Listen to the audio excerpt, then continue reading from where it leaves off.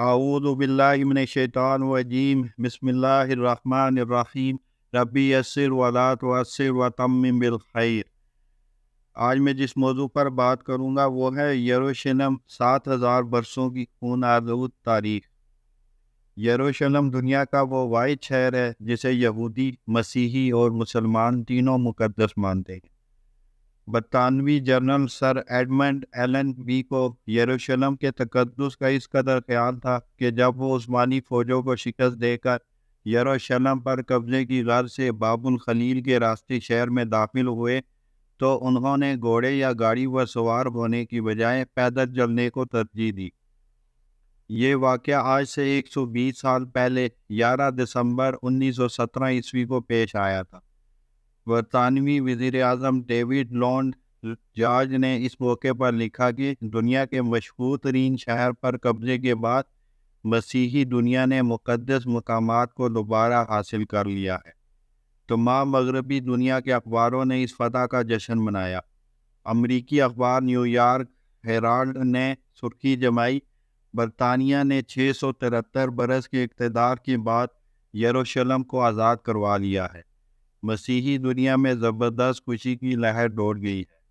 امریکی صدر Donald Trump نے اس واقعے کے ٹھیک 100 سال بعد اعلان کر دیا ہے کہ یروشلم اسرائیل کا دارالحکومت ہے، حالانکہ دنیا بھر کے ملکوں نے انہیں خبردار کیا کہ اس اعلان سے خطے میں تشدد کی نئی لہر پھوٹ سکتی ہے۔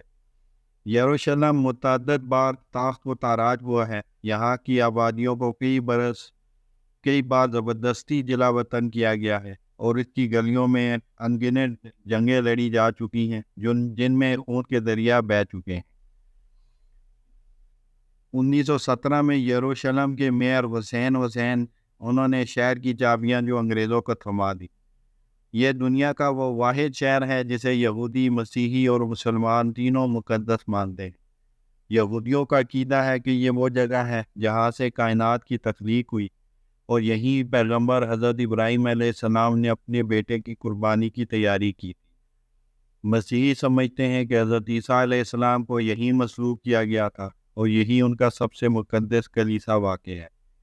مسلمانوں کے اعتقاد کے مطابق پیغمبر اسلام حضرت محمد صلی اللہ علیہ وسلم نے معراج پر جانے سے قبل اسی شہر میں واقع مسجد اقصی میں تمام انبیاء کرام علیہ السلام کی امامت کی تھی۔ یہی وجہ ہے کہ مسلمان اور مسیحی 1000 برس تک اس شہر پر قبضے کے لیے آپس میں برسر پیکار رہے ہیں۔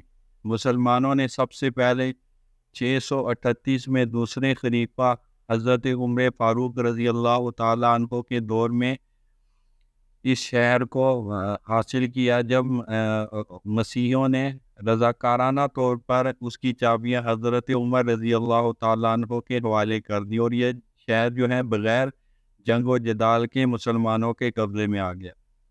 مسیحی دنیا میں یہ واقعہ عظیم سہانے کی حیثیت رکھتا تھا۔ آخر 1095 عیسوی میں پوپ اربن دوم نے یورپ بھر میں مہم چلا کر مسیحیوں سے اپیل کی کہ وہ یروشلم کو مسلمانوں سے آزاد کروانے کے لیے فوجیں اکٹھی کریں۔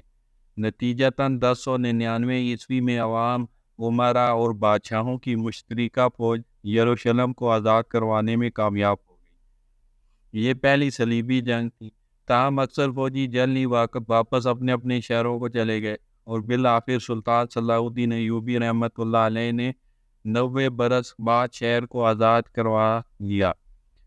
ایک بار پھر یورپ میں بے چینی پھیل گئی اور یکے بعد دیگرے 4 مزید صلیبی جنگیں لڑی گئی، لیکن عیسائی جو ہیں وہ یروشلم سے مسلمانوں کو بے دخل کرنے میں ناکام رہے۔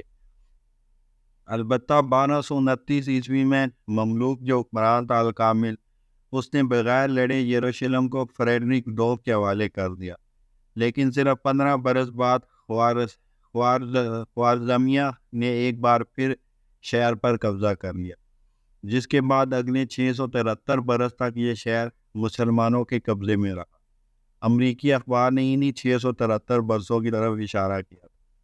1517 سے 1917 تک یہ شہر عثمانی سلطنت کا حصہ رہا اور عثمانی سلاطین نے شہر کے انتظام و انصرام کی طرف خاصی توجہ کی۔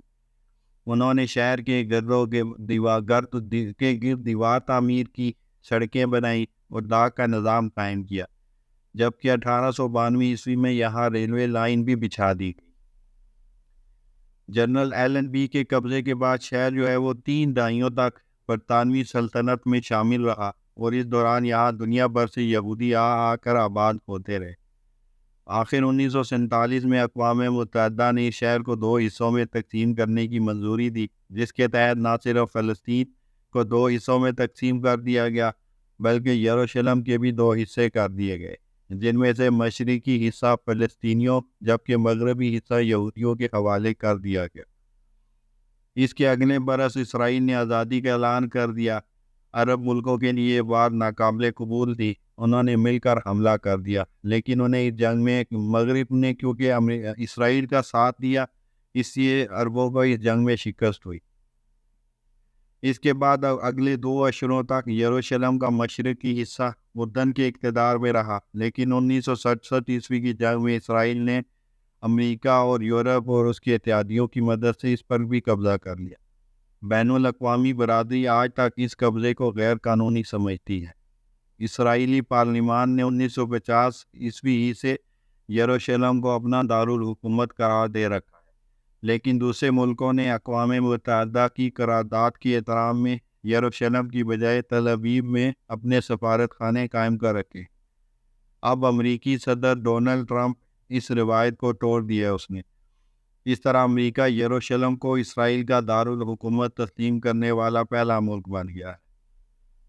اسرائیلی شاعر یہودا عمیحائی نے لکھا تھا کہ یروشلم ابدیت کے ساحل پر واقع ساحلی شہر ہے۔ یہ الگ بات ہے کہ یہ سمندر اکثر و بیشتر متلاطم ہی رہا ہے۔ اس کا اندازہ یروشلم کے اس مختصر ٹائم لائن سے لگایا جا سکتا ہے۔ 5000 قبل مسیح ماہرین آثار قدیمہ کے مطابق 7000 سال قبل بھی یروشلم میں انسانی آبادی موجود تھی۔ اس طرح یہ دنیا کے قدیم ترین شہروں میں سے ایک ہے۔ 1000 قبل مسیح پیغمبر حضرت داؤد علیہ السلام نے شہر فتح کر کے اسے اپنی سلطنت کا دارالحکومت بنا لیا۔ 907 قبل مسیح حضرت داؤد علیہ السلام کے بیٹے پیغمبر حضرت سلیمان علیہ السلام نے یروشلم میں معبد تعمیر کروایا، جسے ہیکل سلیمانی کہا جاتا ہے۔ 589 قبل مسیح بخت نصر نے شہر کو تاراج کر کے یہودیوں کو ملک بدر کر دیا۔ 539 قبل مسیح میں سائرس اعظم ایران کے بادشاہ نے یروشلم پر قبضہ کر کے یہودیوں کو واپس آنے کی اجازت دی۔ 30 میں رومی سپاہیوں نے یسوع مسیح کو مسلوب کیا۔ 638 میں مسلمانوں نے شہر کو حاصل کر لیا۔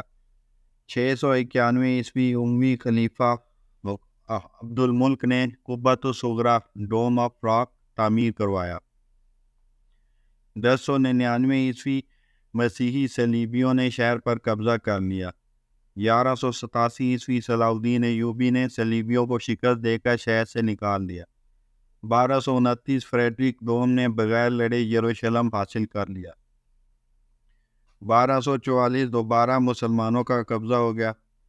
1517 سلطان سلیم اول نے یروشلم کو عثمانی سلطنت میں شامل کر لیا۔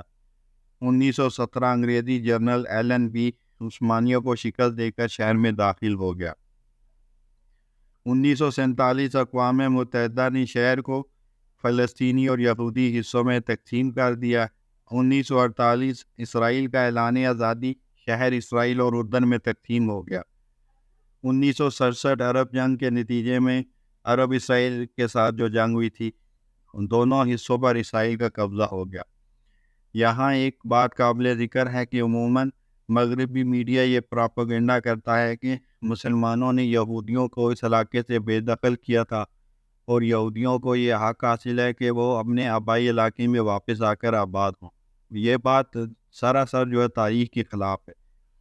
یہودیوں کو یہاں سے عیسائیوں نے نکالا تھا اور مسلمانوں نے یہ شہر پرامن طریقے سے عیسائیوں سے حاصل کیا تھا۔ موجودہ جو یہودی ہیں وہ اشکنازی یہودی ہیں، یہ نسطی یہودی نہیں ہیں، یہ پولینڈ اور یورپ کے دوسرے حصوں سے آ کے آباد ہوئے ہیں جنہوں نے بعد میں یہودی مذہب قبول کیا تھا، اس لیے اس علاقے پر نسلی اعتبار سے بھی ان یہودیوں کا جو اسرائیل میں موجود ہے حق نہیں بنتا۔ وآخر دعوانا الحمد للہ رب العالمین۔